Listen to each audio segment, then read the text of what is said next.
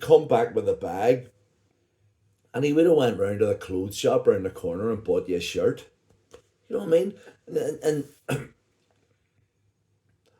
it's like things, just things that you weren't expecting. But he had a friend. I'll end this on this, but this is like quite. This is shocking and also kind of indicative of the times that we lived in. Back then. So whenever I was 16, 17, my mom and dad, I mean, it's different these days, but back then, my mom and dad were a bit worried about what you wore, when you went out. And back then, we wanted to be like rockers. So I had this pair of black and white striped trousers, white, like kind of Reebok boots, and just to look like somebody from Iron Maiden or whatever, in the day, in the early days, like very early 80s sort of thing, like maybe 1981 or whatever. But my mum and dad would never let me or Robert go out of the house wearing this. you know, I mean, we're only going to the Botanic Inn or whatever. So what we used to do would be to go to the Craigie Park behind the Parky's hut, lift up a stone, and there was a plastic bag, and this was like on a Friday night or a Saturday, and the clothes that we wanted to wear out, like they were really wanted to wear out, were in the plastic bag. We would change into them, go to the bar, come back, change out of them, go back home, pair of jeans, blue t-shirt or whatever on, and no one was any worse for wear. Um, so this weekend, Robert was going. He had a friend called Jim Spears, and Jim was a lovely guy. He lived with his partner Jeanette in over in the university area, and that's actually where I met Lindsay's mum, Margaret. Uh, but so Robert was he was living there half the time, sort of thing. But this one Friday night, I went over and to the Parky's hut and looked under the big stone, lifted out my plastic bag, and my clothes were gone. They weren't there, and I'm going. So I had to go to the bot anyway with just what I was wearing, which was okay, it was a pair of jeans, denim shirt or whatever. So fast forward then, that was like Saturday night, Monday. Um, there's a news bulletin, and this guy has been found dead in Ormo Park. So I looked at the TV and shouted to Margaret and said, "Somebody's been killed in Ormo Park." And then the footage came of the scene, and there was like a body lying with the white blanket, but only from like down to the thigh sort of thing. And there were my black and white trousers and my white Reebok baseball boots, and I went, what the fuck, So all of a sudden the phone's going, and it's my mum, and she's going, my son's been asking, thinking that she's speaking to Morgan. My son's been killed. My son's been killed. Because they thought that it was me. Underneath the blanket, because this was so sort of typical of what I would wear, and they were my clothes. Only Robert had taken them and lent them to Jim Spears, and the two of he had a pair of black and red striped ones. So Jim went out with the black and white ones. He went out with the black and red ones. Jim got involved with a girl who it ended up having wasn't available to be seeing him, shall we say. Had a jealous boyfriend. Um, you wouldn't be able to write about it. It's like truth is stranger than fiction sort of thing. She lured him to Ormo Park, based on the boyfriend saying, if you don't get him to Armo Park, you're going to get this.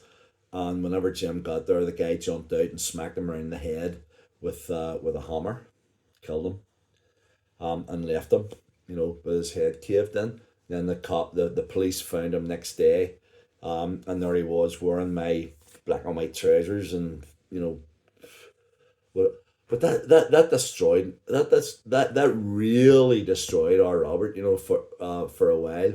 I mean, it destroyed mum and dad because they thought they had seen their son, on the news dead. But whenever everything sort of calmed down, you know, I got over it. My mum and dad got over it and stuff, but my brother didn't get over it because it was his friend. He had lent him the clothes. He should have stayed with him all night, but having said that, you know, if Jim had like a promise, then young guys back then, there was nothing going to stop him, sort of thing. But a lot of people try and figure out why my brother sort of died young, and why he took panic attacks and anxiety and stuff. Uh, and they don't really have a clue about what he went through, with regards to, personal, you know, he was in jail. He was in jail with, UVF and UDA men. He lent his clothes to his best friend who went off and got his head, caved in with a hammer and stuff. And you know, the reason why I'm saying all this now is that everything that I've talked about has been, there have, and by the way, times at Jim's house, were great.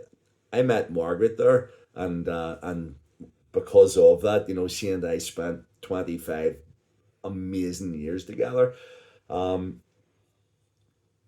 that time wasn't all about things having a bad effect on Robert, but I've been laughing and joking, and sort of trying to keep things upbeat. But at the same time, I have deliberately kind of left things at the end that to let you see that sometimes you think that everything's above the surface, and you can see everything, but bubbling underneath are the wee duck's feet. You just see the duck, but you don't see the wee duck's feet underneath going beep, beep, beep. And that's what's happening a lot of the times. You're seeing things the way you want to, but underneath the surface, it's it's not exactly as you think. And my brother had his issues with, as I say, anxiety and panic attacks, and then obviously with alcohol and stuff, and that's what more or less eventually killed him. But there were reasons for it. It wasn't just because he wanted to die. You know, if you think back and you sort of build everything up. So I think these days we've got a far better ability to sort of pull things apart. I'm here because of that ability, So um, and I'm doing these vlogs to sort of let people know that if you find yourself lost, you don't have to remain lost. There is always an ability to be found if you want to be. That's the main thing, And as my dad always said, a problem halved is a problem solved.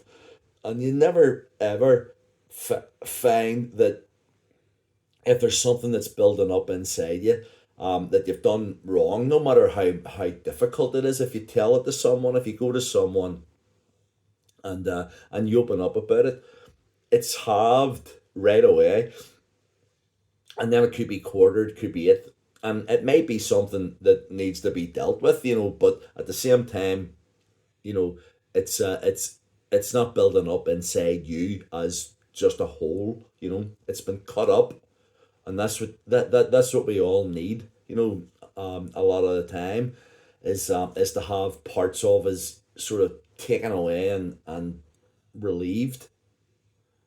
But you can only do that by talking to people.